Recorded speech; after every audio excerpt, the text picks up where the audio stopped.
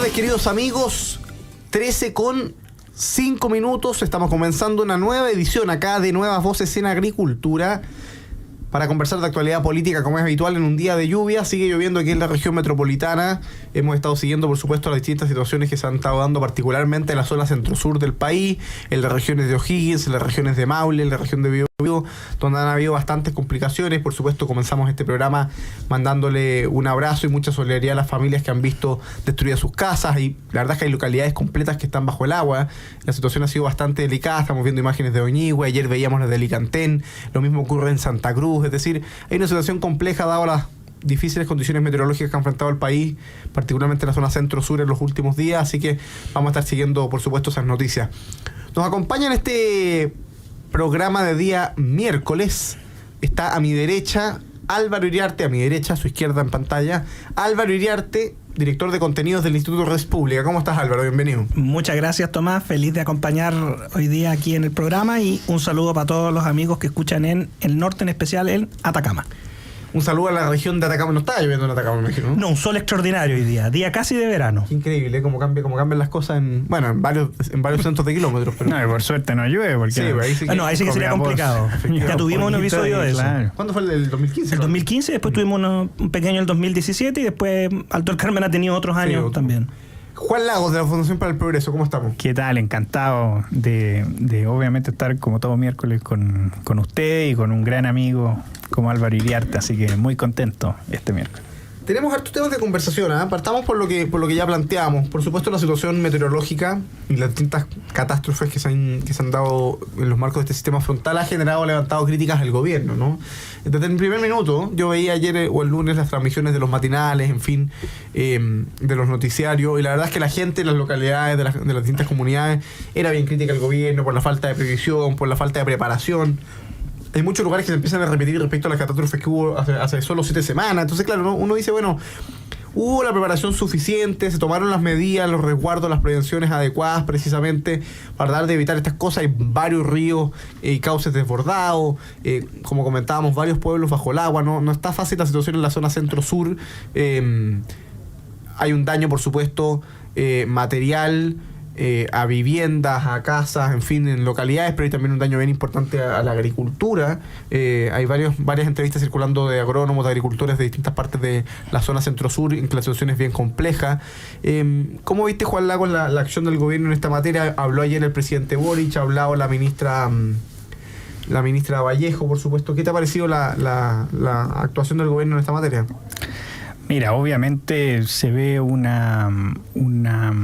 desempeño bastante al debe, considerando en primer lugar que ya hubo avisos de que esto podía pasar, y yo creo que no se ve una gran previsión en el gobierno. También se ven problemas institucionales importantes, es decir, este nuevo servicio que está reemplazando a la ONEMI, el Cernapred, ¿no es cierto? Se nota que tampoco ha estado a la altura, y nos estamos dando cuenta de que el diseño institucional al final tampoco era mejor que el que teníamos con la Oficina Nacional de Emergencias del Ministerio del Interior.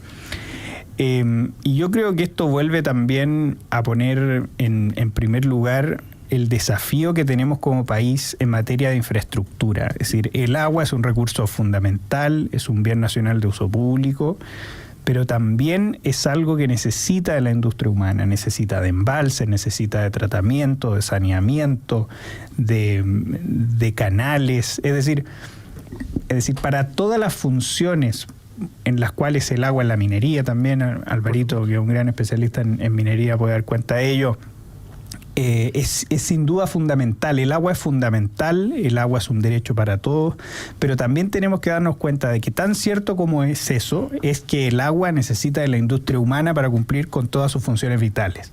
Y para eso es fundamental tener derechos de propiedad fuertes, robustos.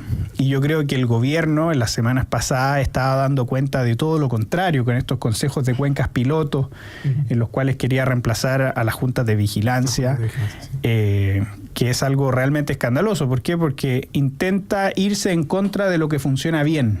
En Chile hemos tenido sequías, pero seguimos teniendo una agricultura fuerte gracias al pacífico y eficiente manejo de las aguas que tienen las juntas de vigilancia, ¿no es cierto? Esta administración privada del agua.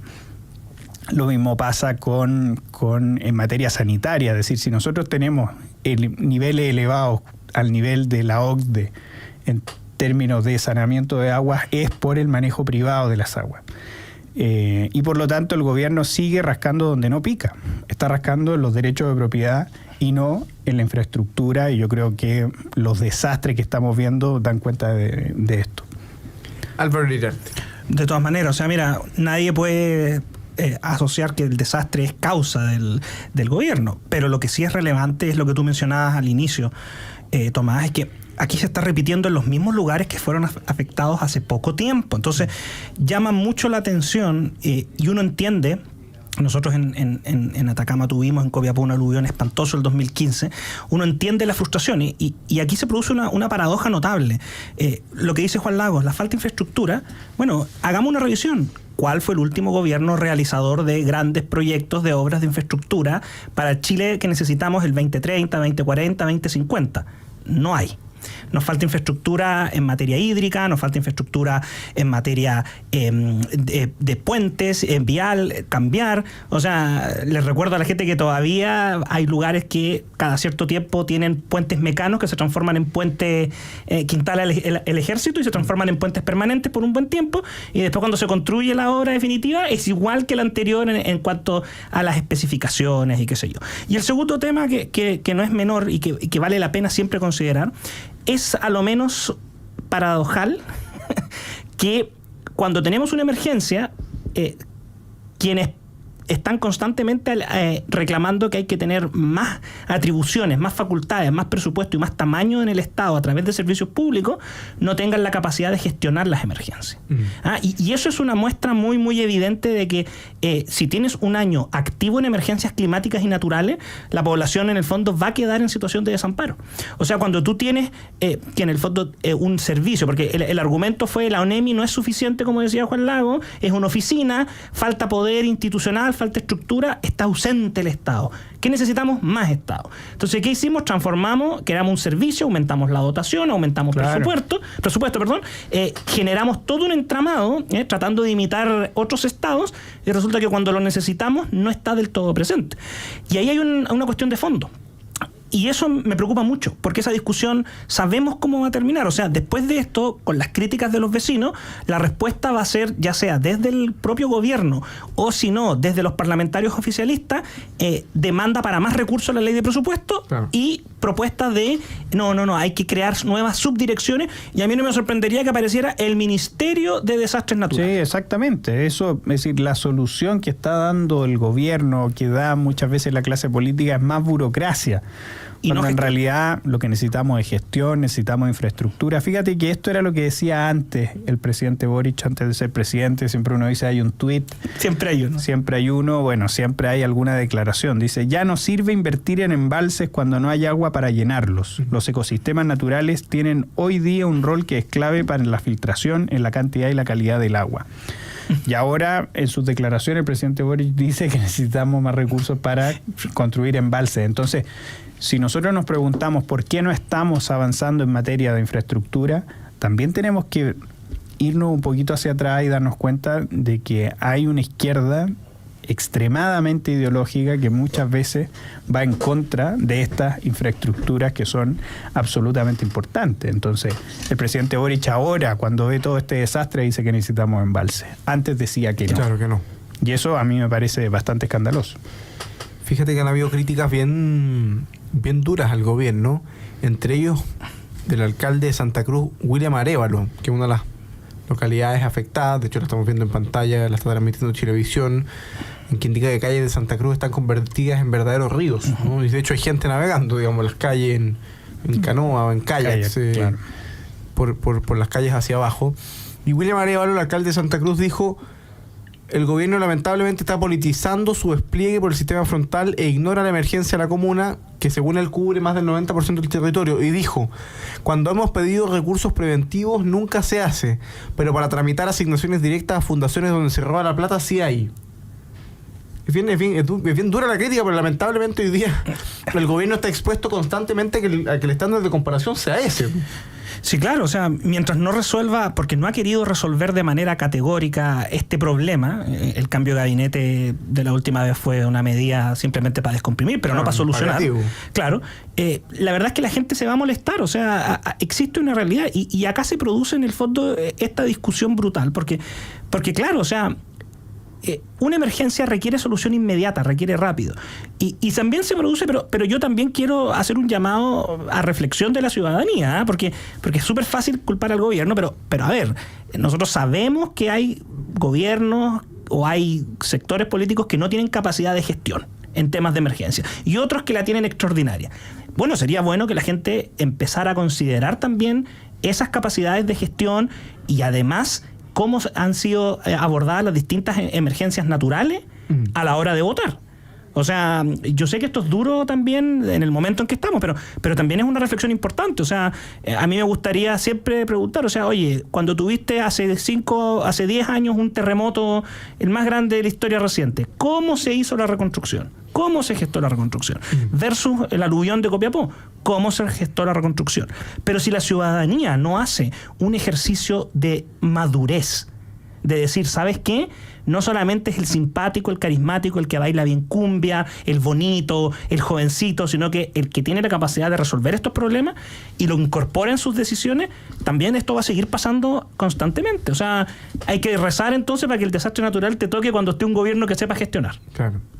Es un buen punto el de Álvaro Iriarte. Vamos a hacer la primera pausa comercial, bien digo, en este programa de Nuevas Voces en Agricultura. Tenemos hartos temas. Hoy día falló el Tribunal Constitucional el requerimiento que se había presentado a nombre del Senado para declarar inconstitucional la creación de esta comisión contra la desinformación que anunció el gobierno, particularmente la ministra vocera Camila Vallejo, en la que va a participar ella, y también el Ministerio de Ciencias, que fue incorporado dentro de la composición de esta comisión contra la desinformación. El Tribunal Constitucional rechazó ese requerimiento. Vamos a conversar de eso, por supuesto, de las discusiones que se están dando en torno al tema constitucional y otros temas de actualidad política acá en Nuevas Voces en pocos minutos, a la vuelta de esta primera pausa comercial, para seguir hablando aquí y analizando con Álvaro Iriarte de Res Pública y Juan Lagos de la Fundación para el Progreso. Estamos de vuelta, queridos amigos, con su programa Nuevas Voces en Agricultura, conversando con Álvaro Iriarte, director de contenidos del Instituto Res Pública, y con Juan Lagos de la Fundación para el Progreso. Estamos conversando, por supuesto, en la 92.1 FM, conversación que usted puede seguir, como siempre, en el canal 182 de Zapping. Si usted llega a su casa y tiene Zapping, si usted quiere meterse a Zapping por internet, usted va al canal 182 y puede seguir la conversación del programa Nuevas Voces y de los programas de agricultura desde su casa. Lo mismo puede hacer a través de YouTube, en el canal Agricultura TV, donde está la transmisión en directo y donde además puede conversar con nosotros en ese chat en vivo que nosotros vamos leyendo mientras conversamos acá en Nuevas Voces. Puede seguirnos también en nuestras redes sociales, en Twitter, Nuevas Voces 921, y en Instagram y TikTok, donde somos Nuevas Voces Chile, donde vamos subiendo los mejores fragmentos, las mejores intervenciones de nuestros panelistas día a día en nuestro canal de Instagram y en nuestro canal de TikTok. Vamos, por supuesto, a saludar a quienes hacen posible el programa y seguimos conversando de actualidad política acá en Agricultura. Posgrados de la Universidad San Sebastián cuenta con más de 100 programas en diversas áreas del conocimiento. Más de 14.000 egresados han preferido sus magísteres, diplomados, postítulos y especialidades. Conoce más en posgrados.uss.cl. En Enel buscamos cuidarte, que tu servicio eléctrico sea continuo y de calidad.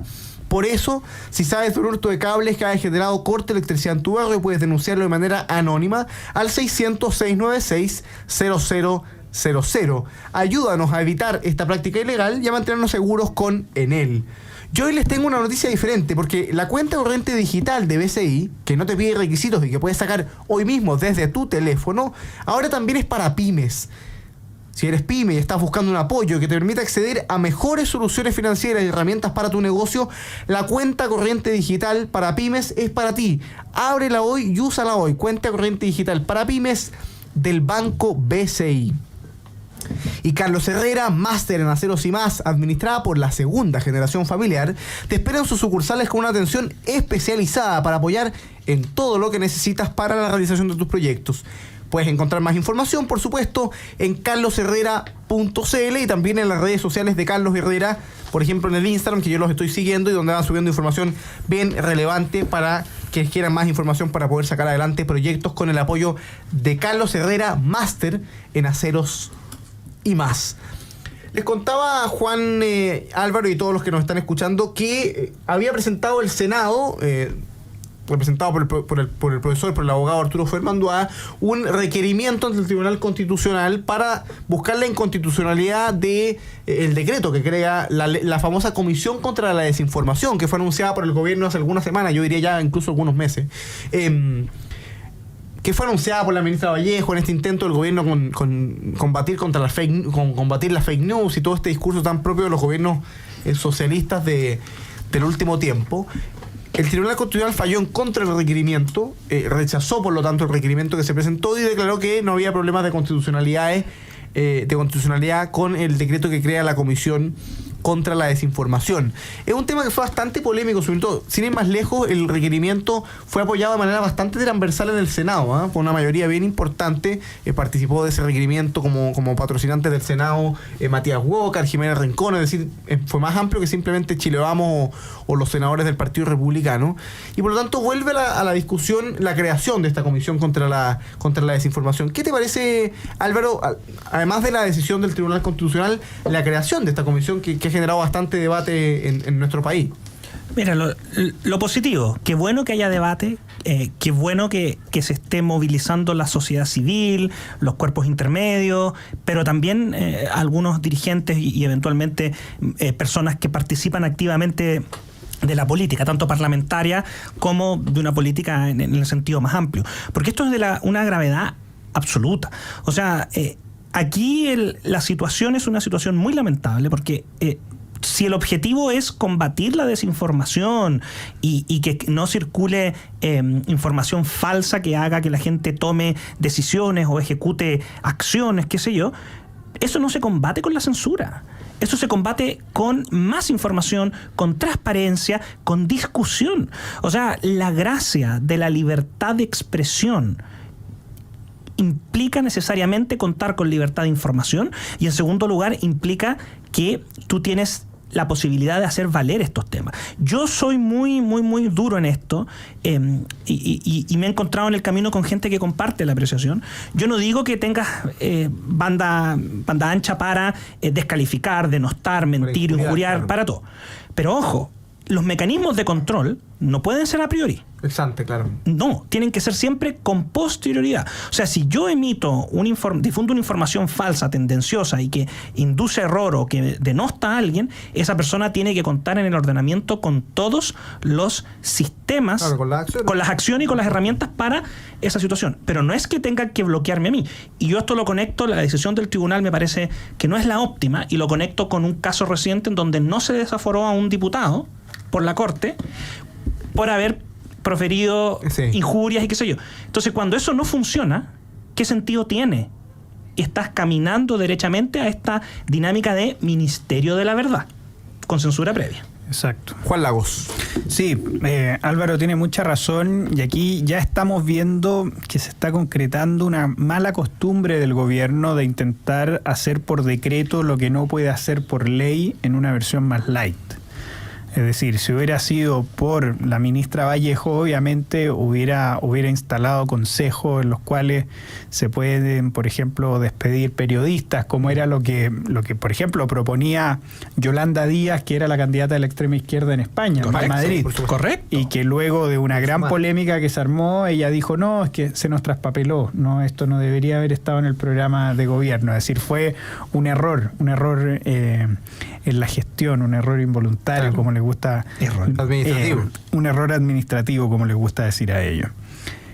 A ver, yo creo que obviamente esto se está viendo una mala costumbre y que tiene un muy mal precedente. Hoy día Fernando Claro, el director ejecutivo de la Fundación para el Progreso, lo mostró muy bien en el Mercurio. Esto era lo que hacía el gobierno de la Unidad Popular y lo que hizo con la Escuela Nacional Unificada, dado que no tenía los votos, dado que no tenía el respaldo. ¿Qué empezó a hacer? Planes pilotos para intentar cambiar las cosas. Yo creo que este es un mal paso, un mal paso, como muy bien dijo Álvaro. Para una opinión desinformada, la respuesta que tienen las sociedades libres es una opinión informada que entre en contraposición. Esa es la única respuesta que existe. No se pueden eliminar las opiniones desinformadas, las opiniones que uno estime que son desinformadas. Claro, ese es el otro problema, ¿quién decide? Digamos. Exactamente, sino que dentro del libre debate de ideas tiene que haber una opinión informada. Yo creo que esta comisión, a ver, obviamente el Tribunal Constitucional tiene una composición ahora bastante más tirada hacia la izquierda, y eso también es un buen llamado a todos los políticos de la centro derecha que están muy cómodos siendo oposición. ¿Ya? ¿Por qué? Porque si hubiera ganado un político de centro derecha o de derecha, el Tribunal Constitucional no tendría la misma composición que tiene ahora. Eso hay que tenerlo muy presente. Este es un llamado especial a quienes están muy cómodos siendo oposición y que casi dicen, míralo. Claro. Boric, lo mejor que no Boric en el gobierno es lo mejor que nos ha pasado. No, eso no es así. Es decir, siempre hay que aspirar a ser gobierno. Y además, esto puede ser que no sea inconstitucional, puede ser, pero eso no quita de que sea una cosa bastante poco transparente. Recordemos que nosotros recién nos enteramos con un mes de retraso de esta comisión cuando fue publicada en el Diario Oficial. Correcto. Esto no fue señalado por el gobierno, esto no fue manifestado por el gobierno, nos enteramos, los pillamos. ¿Por qué? Porque todos los decretos tienen que salir en el Diario Oficial. Entre gallo y medianoche. Por transparencia nos enteramos. El decreto tampoco está exento de polémicas, dice que esta comisión va a ser temporal, pero no indica la fecha de término. Así es. Dice que los consejeros van a durar 1 año, pero solo reporta la última actividad es en noviembre, es a fines de noviembre. Es decir, ¿qué es lo que van a hacer estos consejeros meses después? ¿Quién lo va a definir? Entonces, obviamente, es un muy mal precedente que el gobierno esté haciendo versiones light de todas sus ensoñaciones socialistas, ¿no es cierto? Claro. Vía decreto, porque no las puede hacer por ley. Yo creo que eso es súper preocupante. Ya lo vimos con el Consejo para la Desinformación, ya lo estamos viendo ahora con los mismos consejos de Cuenca, y esto suma y sigue. Yo creo que es una muy mala noticia por parte del Tribunal Constitucional, pero ojo, la derecha no se puede quedar solamente en ir al Tribunal Constitucional como ha sido como un deporte que ha tenido la centroderecha. Limitarse a ir al Tribunal Constitucional. Esto hay que ponerlo en discusión. ¿Por qué? Porque es sumamente cuestionable esta misma comisión tal como está. Ya es sumamente cuestionable. Al margen de su constitucionalidad, efectivamente. Absolutamente. Por supuesto, absolutamente. Oye, permíteme conectar este tema con una cuestión que se vivió ayer. Porque la izquierda tiene evidentemente una obsesión con limitar la libertad de expresión, con limitar la memoria histórica o con zanjar una memoria histórica determinada, la famosa verdad oficial, con generar comisiones contra la desinformación, en que curiosamente son ellos los que determinan lo que es verdadero, lo que es falso. Es parte de lo que lanzaron en campaña de cara al plebiscito del 4 de septiembre, que básicamente ellos habían perdido el plebiscito por la fake news, ¿no? Que además siempre tiene ese dejo de soberbia propia del socialista, que considera que las personas son idiotas y que no son capaces de distinguir qué información es verdadera y qué información es falsa. Entonces tiene que venir un iluminado socialista a decir a los chilenos qué es lo verdadero y qué es lo falso. Y lo mismo ocurrió en los debates históricos. Ayer el Partido Comunista había presentado en la Cámara de Diputados, a propósito de los 50 años de la declaración del 22 de agosto, un proyecto de resolución para que la Cámara en su conjunto condenara esa declaración de la Cámara de Diputados del 22 de agosto de 1973. Se armó una polémica bien importante que le terminó saliendo al tiro por la culata a la izquierda, porque habían pocos diputados en la sala, pero se votó por una iniciativa de parlamentarios de derecha que se reivindicara esa declaración en la Cámara de Diputados y se leyera en el Pleno. El punto es que ganó en votación, fue 50, 40 y tanto, es decir, faltaba un tercio del Congreso que no estaba en su puesto al minuto de votar, que es natural, pueden haber habido comisión en paralelo, en fin. El punto es que se leyó la declaración ayer y se armó una polémica gigante, griterío, por supuesto, diputados del Partido Comunista en una polémica bien importante. Les quiero preguntar por esa declaración del 22 de agosto, que por supuesto fue debate el día de ayer, de la que se cumplen 50 años, en que la Cámara de Diputados efectivamente tilda al gobierno del presidente Allende como un gobierno que lo que busca, y lo repite varias veces, el poder total, lo acusa de estar poniéndose al margen de la Constitución y las leyes. Es decir, un hito bien relevante en lo que estamos viviendo. Y por supuesto leí ayer, no sé si lo vieron, al senador Insulza, ¿no?, que decía que la derecha estaba reivindicando una lógica golpista, una lógica pinochetista. Es decir, se armó una polémica por esa declaración. ¿Qué te parece, Álvaro Iriarte, lo que ocurrió en la Cámara? Mira, yo creo que acá hay un tema que no hay que olvidarse, ¿eh? Yo creo que la mejor cita es: lo escrito está. Y la declaración del 22 de agosto de la Cámara de Diputados va a estar, y mientras exista Chile y los registros de la historia de Chile, va a estar presente con todo el contenido que eso implica. Ahora, efectivamente, todo está en el marco de esta dinámica de monopolizar la información, pero también monopolizar la visión histórica para proyectar el diagnóstico presente y el futuro. A mí me parece que en el fondo es verdaderamente peligroso. O sea, esta actitud de, por ejemplo, hoy día se tiene que votar este proyecto de resolución del Partido Comunista, sí, donde se pide que la Cámara se retracte como corporación, ¿no? Como corporación, de la declaración. Oye, la declaración fue suscrita por un espectro amplio de quienes integraban en ese entonces democrática. No era solo la derecha política, también estaba la democracia cristiana, pero lo más relevante es esta dinámica. O sea, en el fondo, cuando tú tienes diputados que dicen en la sala: váyanse a tal parte, ustedes que son negacionistas.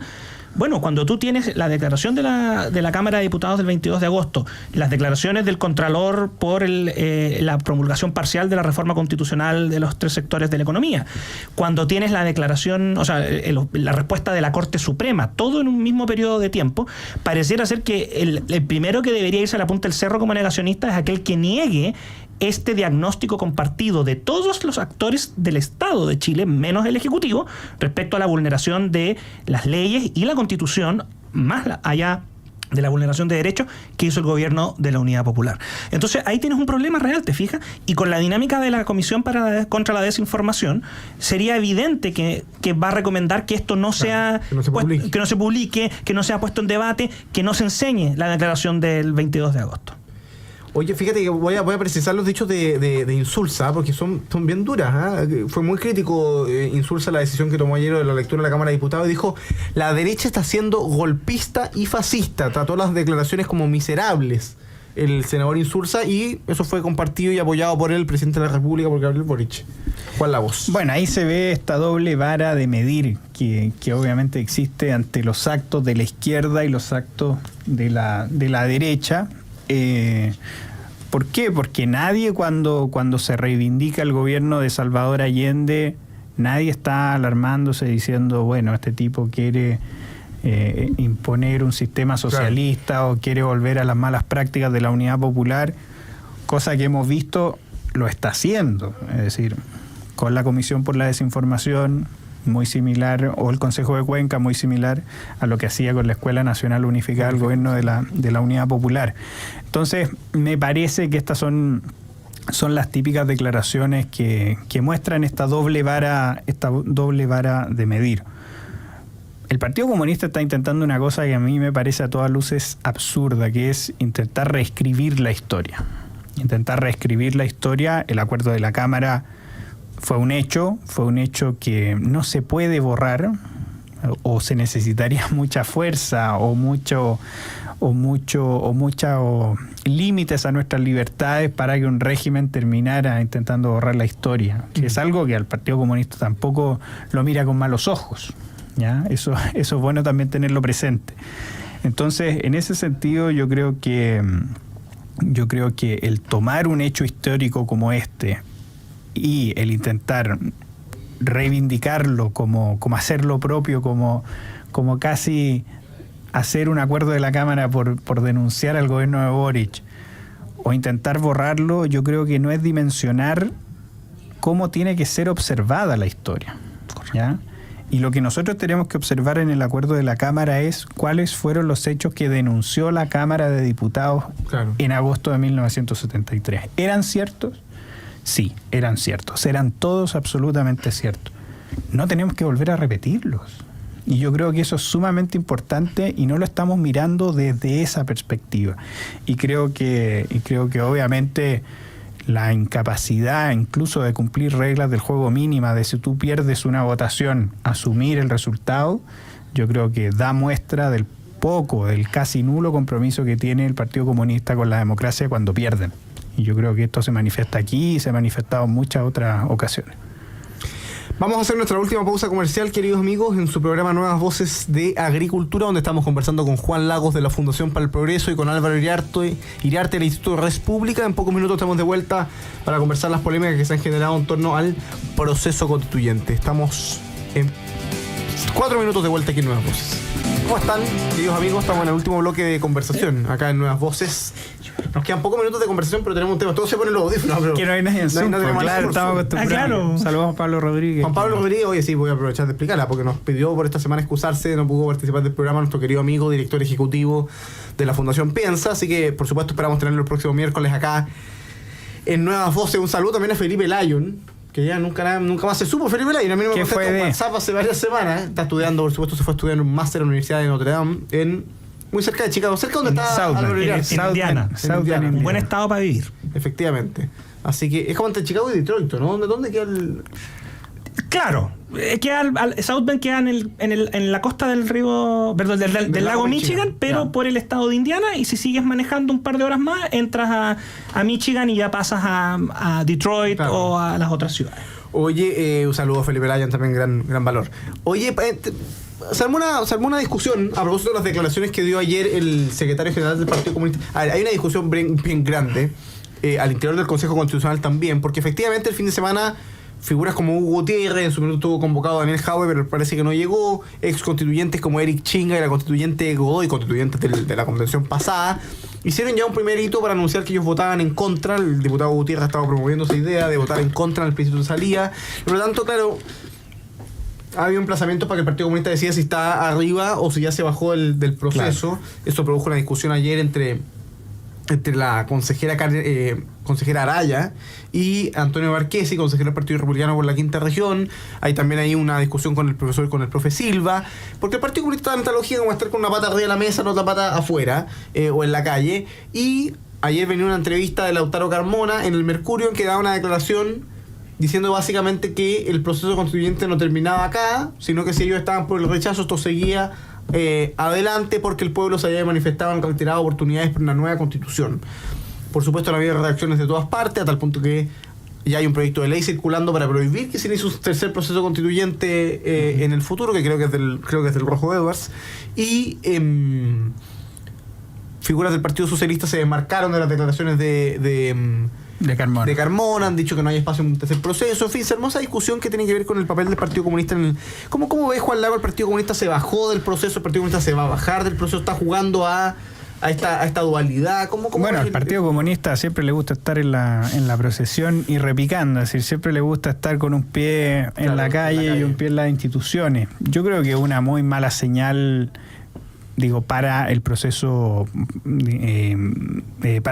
constitucional, que cuando se están discutiendo las enmiendas, cuando no está nada definido todavía, empezar ya con la presión del voto del rechazo. A mí me parece realmente absurdo. ¿Por qué? Porque cuando nosotros en diciembre vamos a aprobar o rechazar un texto, ¿ya? Entonces me parece realmente absurdo que estén las mismas figuras del proceso reciente y fracasado ya diciendo que van a votar rechazo. Yo creo que esa actitud ni siquiera la tuvo la derecha en el proceso constitucional pasado, cuando se discutían las enmiendas, cuando nos rechazaban las enmiendas. Lo que había era una discusión sobre los temas, y yo creo que fue algo sumamente edificante, donde las personas le tomaron peso de las instituciones que íbamos a perder si esto se aprobaba. Pero ya inmediatamente instalar el que vamos a votar rechazo porque sí, porque está el Partido Republicano, da una muestra de poca seriedad, de poco compromiso con las instituciones, de sectarismo, que en realidad a mí me parece bastante lamentable para nuestro régimen político. Álvaro Iriarte. Mira, yo creo que Juan Lagos dio en el clavo, y solo quiero agregar una cosa, o sea, pareciera ser que esta es un guión, un libreto que se está ejecutando por parte del Partido Comunista, porque es evidente que el Partido Comunista esto lo podría haber dicho el 5 de mayo. O sabiéndolos cómo venían los resultados. O el 8, conociendo los resultados malos.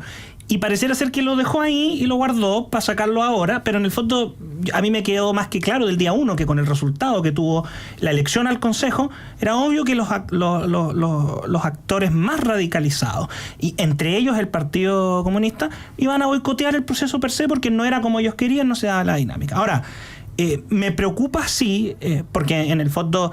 Juan Lagos dijo, oye, vamos a votar un texto. Bueno, esperemos el texto. O sea, yo me acuerdo en el proceso anterior, a todos nos decían, hay que esperar el texto, hay que esperar Exacto. el texto. Y varios esperamos el texto y empezamos a opinar o empezamos a hacer nuestros puntos una vez que estaba el texto aprobado, que fue el que se plebiscitó. A mí no me sorprende la actitud del Partido Comunista, pero sí me preocupa, no solamente por la institucionalidad, sino que me preocupa también por el proceso de largo plazo que está viviendo Chile. O sea, yo creo que si uno sale y le pregunta a 4 o 5 personas al azar si creen que tiene que seguir abierto el proceso constitucional, no, te van a decir que no. Ahora, ojo, ¿por qué el Partido Comunista va a llamar a rechazar de plano? Porque lo que apuesta es a tomar todo el anteproyecto o el texto inspirado que hay por ahí dando vuelta de la presidenta Bachelet y hacer que se discuta en el Congreso, donde la correlación de fuerza es distinta. Yo creo que el Partido Comunista no da punta sin hilo, hay que tenerlo en perspectiva. Y la pregunta es por qué no lo hizo antes, es decir, en lugar de embarcarnos en este proceso. Eso yo creo que también demuestra la poca seriedad de uno de los que se decían esto es un gran acuerdo desde la UDI hasta el Partido nacional. Comunista.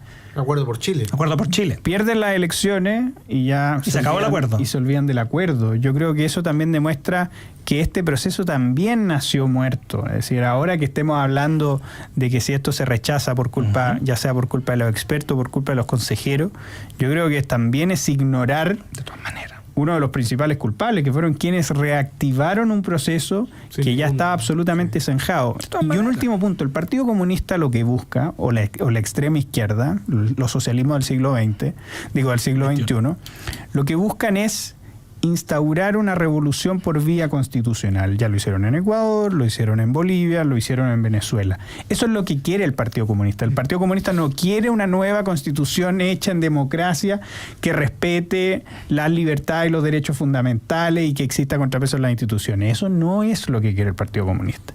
Ahora la gran pregunta es si todas las fuerzas políticas vamos a seguir en el mismo juego del Partido Comunista, o vamos a darnos cuenta de que lo que necesitamos es una buena constitución que resguarde las instituciones y que proteja nuestros derechos y libertades fundamentales. Esa es la pregunta del millón. Pero algunos siguen entrampados con necesitamos diálogo, necesitamos... Claro. Sin ir nunca al contenido, que ayer, eso es lo más importante. Ayer había una carta, yo la critiqué ayer con harta claridad, una carta que anda circulando, una declaración, no sé si una carta, no sé si un artículo, un blog, no tengo idea, que publicaron varias figuras, yo diría, del mundo de la centro derecha, con énfasis en la parte de centro,